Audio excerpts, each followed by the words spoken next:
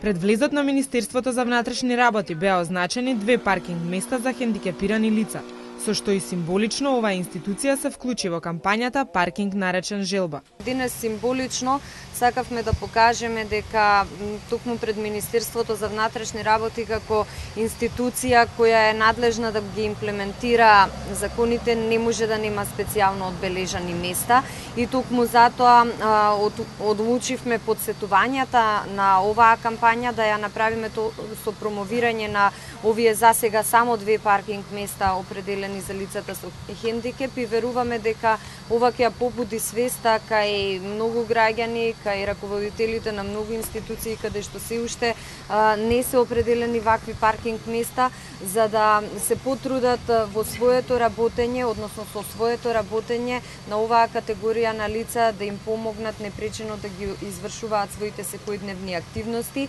Јанкуловска изрази жалење бидејќи во моментов повеќето институции не се прилагодени за хендикепираните лица. Во овој момент ние функционираме во згради кои се архитектонски проектирани пред повеќе децении, во време кога можеби ова прашање не било во центарот на вниманието на тогашните власти и архитектонските решенија не се многу пријателски кон лицата со хендикеп, меѓутоа тоа не спречува да се видиме, напротив, секогаш кога има потреба да се видиме, јас сум тука или ќе се видиме во нивните простори или ќе се видиме на друго место, се додека не се овозможат услови да имаат целосен пристап до институциите. Председателот на невладината организација Полио Плюс Звонко Шаревски подсети дека од почетокот на кампањата Паркинг наречен желба во 2005 година направени се над 300 паркинзи. Морам да ви кажам дека е лесно да се соработува кога има луѓе од збор. Ние на 3 декември со министерката не посети кај нас и се договоривме да ја реафирмираме оваа кампања. И еве како што гледате тоа се случува.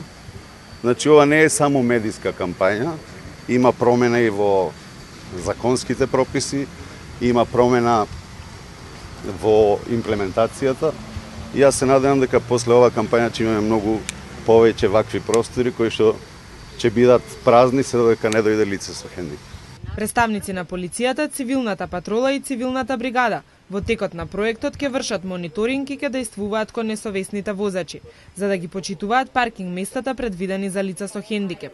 Прво ќе ги предупредуваат, следниот чекор е несовесните возачи да изберат помеѓу казна и обука, а последниот начин е парична казна.